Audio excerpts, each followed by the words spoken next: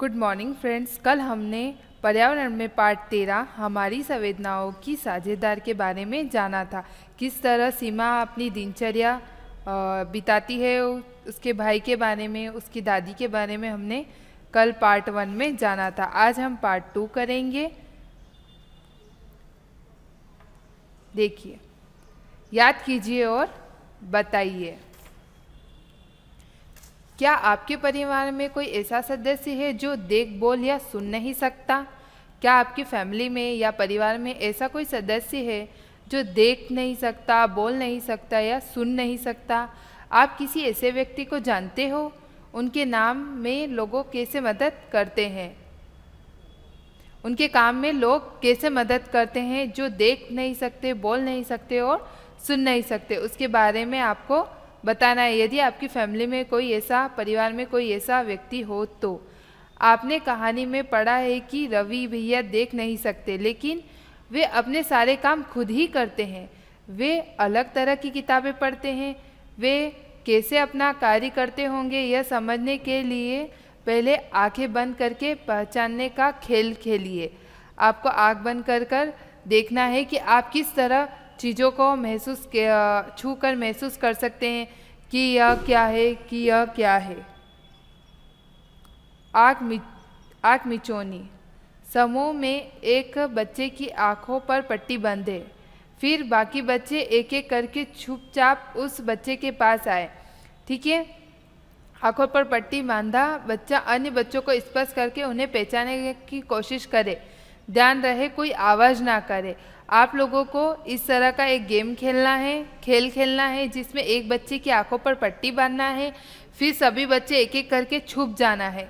फिर जिस बच्चे की आंखों पर पट्टी बांधी हुई है उसे स्पर्श करके बताना है कि वह बच्चा कौन है जिसे उसने स्पर्श किया है। इसी तरह बारी बारी सभी बच्चों की आंखों पर पट्टी बांधो ताकि वे दूसरे बच्चों को पहचानने की कोशिश करें। चर्चा कीजिए और बताइए कितने बच्चे स्पर्श द्वारा अन्य बच्चों को पहचान पाए। आप ये खेल अपने घर पर भी खेल सकते हैं, अपने मम्मी पापा, भाई बहन के साथ, और इन प्रश्नों के उत्तर दे सकते हैं। कितने बच्चे केवल आवाज़ सुनकर अन्य बच्चों को पहचान पाए? दोनों क्रियाओं में कौन सी ज़्यादा आसान थी? सोचिए और बताइए। छू कर बताइए कि आपको मुंह में कितने दांत हैं। आपको छू कर बताना है कि आपके मुंह में कितने दांत हैं, उनकी गिनती करना है और बताना है। कक्षा में किस बच्चे के सबसे ज़्यादा दांत हैं, वो भी आपको सभी के दांत गिन कर अपने अपने सभी दांत गिन ले, फिर सब बताए कि किसके कितने दांत हैं। जिसके दांत सबसे ज़्यादा हैं वो बताए कि किस बच्चे के सबसे ज़्यादा दांत हैं।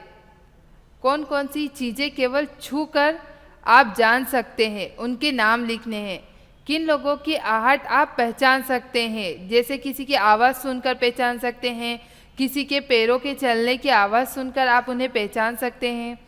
आंखें बंद करके बैठिए और सुनिए किस किस आवाज़ सुनाई देती है, किस किस तरह की आपको आवाज़ सुनाई देती है। यदि आप आंखें बंद करके एक कमरे में शांत वातावरण में बैठेंगे तो आपको पहचान होगी कि किस बाइक की आवाज़ आ रही है, कार की आवाज़ आ रही है। उसी तरह आपको घर पर भी या कहीं पर क्लास में भी बैठकर आँख बंद कर देखना है कि किस किस चीज़ों की आवाज़ आपको सुनाई देती है और किस किस आवाज़ को आप पहचान सकते हैं। केवल सूंघ कर क्या आप किसी व्यक्ति को या किसी जानवर को पहचान सकते हैं? केवल सूंघ कर यानी खुशबू से कौन सा जानवर है या कौन व्यक्ति आ रहा है यह पहचान सकते हैं क्या आपको बताना है। जो लोग देख नहीं सकते उनके पढ़ने का एक खास तरीका है जिसे ब्रेल लिपि कहते हैं। जो लोग देख नहीं सकते वो ब्रेल लिपि में पढ़ते हैं।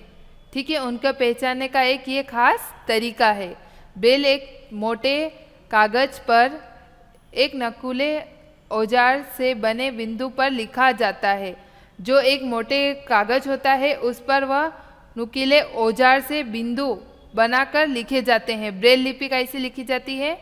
एक नुकीले औजार से, ठीक है, मोटे कागज पर। ब्रेल कागज पर हाथ फेरकर पढ़ा जाता है कि उस पर क्या लिखा है, फिर उस पर हाथ फेरकर पढ़ा जाता है कि उसमें क्या लिखा गया है। इतना कीजिए। आइए अब यह देखते हैं कि बिना देखे किसी आकार को पहचानना मुश्किल है या आसान। एक रेगमाल की शीट लीजिए, उस पर मोटे ऊन या सुतली को दबाकर किसी चीज़ का आकार बनाइए। अपने दोस्त से कहिए कि वह आंखें बंद करके हाथ फेरकर बताए कि तुमने क्या आकार बनाया है। देखिए, आपको एक ऊन या सुतली को लेकर उस पर किसी प्रकार की आकार, आकृति, चित्र या जो भी आपसे बन रहा है वो बनाना है। फिर दूसरे बच्चे को या दोस्त को आँख पर पट्टी बांधकर उससे कहिए कि महसूस करके बताइए क्या चित्र है या क्या लिखा है। आपने दोस्त से इसी तरह की रेगमाल शीट पर कोई आकार बनाने को कहिए। फिर उसे भी कहिए कि वह भी इसी तरह का कुछ बनाए। क्या यह आपके लिए पहचानना आसान था या मुश्किल, आपको बताना है। एक मोटे कागज का टुकड़ा लीजिए, उस पर प्रकार या कील की नोक से कोई खास आकार बनाते हुए थोड़ी थोड़ी दूरी पर छेद कर लीजिए। आप देखेंगे कि कागज एक तरफ से उभरा है। अब अपने दोस्त से कहिए वह आंखें बंद करके कागज पर हाथ फेरे और बताइए कि आपने क्या बनाया है ना मुश्किल यह बताना। अब आपको एक प्रकार लेना है, उससे कागज पर कुछ भी लिखना है, ठीक है, छेद करते हुए। फिर दूसरी तरफ उसका जो उभरा भाग रहेगा ना, उसे स्पर्श करके छू कर बताना है कि उस पर क्या बनाया गया है या क्या लिखा गया है। अब आप लोगों को मुश्किल लगा होगा ही सही, सभी को मुश्किल लगेगा एकदम पहचानना, क्योंकि हम देख सकते हैं। वही चीज़ यदि किसी जो नहीं देख सकता है उसे बताया जाए तो वह तुरंत पहचान लेगा। सोचो कि लोग देखे बगैर कैसे इतना पढ़ लेते होंगे। आइए ब्रेल लिपि के बारे में जानें। आपने देखा कि रवि भैया एक खास तरह की किताबें ही पढ़ सकते हैं। ये किताबें कैसे बनी, इसके बारे में सबसे पहले किसने सोचा होगा, बताइए, हम इसके बारे में जानें। देखिए, यहाँ एक चित्र दिख रहा है। उस चित्र में ब्रेल लिपि से कैसे लिखा जाता है, ये ब्रेल लिपि के शब्द अक्षर है। ग किस तरह लिखा हुआ है, म किस तरह लिखा जाता है, न किस तरह लिखा जाता है, ज किस तरह लिखा जाता है, व किस तरह लिखा जाता है। ये ब्रेल लिपि है, ये ब्रेल लिपि में लिखा गया है। बोलने के अलावा भी हम अभिनय और इशारों से वार्तालाप करते हैं। जो लोग बोल नहीं सकते वो क्या करते हैं, इशारों से या अभिनय कर उसके बारे में या किसी के बारे में बात कर सकते हैं या करते हैं। कक्षा में बिना बोले बात करने की प्रवृत्ति का आयोजन करें। कक्षा में बिना बोले आप बात करने की कोशिश करें। लुई ब्रेल फ्रांस देश के रहने वाले थे। जब वह 3 साल के थे तब एक दिन अपने पिता के औजारों से खेल रहे थे। लुई ब्रेल के बारे में बताया गया है, वह फ्रांस देश के रहने वाले थे। जब वह सिर्फ 3 वर्ष के थे तब वह अपने पिता के औजारों से क्या करते थे, खेलते थे। अचानक एक नुकीले औजार से उनकी आंखों में चोट लग गई और आंखें खराब हो गई। उनको क्या हुआ, खेलने की वजह से उन औजारों से उन्हें आंखों में चोट लग गई और उनकी आंखों में दुर्घटनावश खराब हो गई। उन्हें आंखों से दिखना बिल्कुल बंद हो गया। उनकी पढ़ने में बहुत रुचि थी, उन्होंने हार नहीं मानी। देखिए, उनकी पढ़ने में बहुत रुचि थी लेकिन उनको दिखना बंद हो गया, दुर्घटनावश उनकी आंखें खराब हो गई। वे पढ़ने के लिए तरह तरह की तरकीबें सोचते रहते थे। आखिर उन्होंने ढूंढ ही लिया एक तरीका छुपकर पढ़ने का। उन्होंने क्या एक तरीका ढूंढा। देखिए, उसे यह बाद में ब्रेल लिपि के नाम से जानी जाने लगी। ठीक है, उन्होंने छूकर महसूस करने बहुत तरीके ढूंढे, फिर उन्होंने बहुत कोशिश करी। उसके बाद उन्होंने लास्ट में ढूंढ ही लिया किस तरह वह छूकर पढ़ सकते हैं। फिर उस लिपि, वो जो तरीका था, उसे ब्रेल लिपि के नाम से जाना जाने लगा।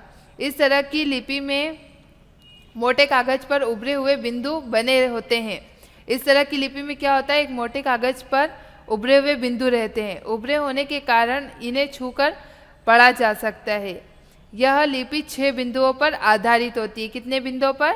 6 बिंदुओं पर। हमने चित्र में देखा ना, ये देखिए, ये 6 बिंदुओं से आधारित रहती है। ठीक है, इस तरह बनाई जाती है ब्रेल लिपि। आजकल ब्रेल में नए नए परिवर्तन हुए हैं, जिससे इसे पढ़ना लिखना और भी आसान हो गया है। उसके बाद उसमें बहुत सारे परिवर्तन किए गए, जिसके कारण उसे पढ़ने में और आसानी हो। ब्रेल लिपि अब कंप्यूटर के द्वारा भी लिखी जा सकती है। ब्रेल लिपि अब कंप्यूटर के द्वारा भी लिखी जा सकती है या कंप्यूटर में भी लिखी जा सकती है। कंप्यूटर में भी यह देखी जा सकती है। ठीक है, इस तरह हमने जाना कि ब्रेल लिपि किस तरह लिखी जाती है, किस किस के कार्य में आती है, कि किस तरह के खेल खेल सकते हैं हम, इसके बारे में जानना है हमने आज।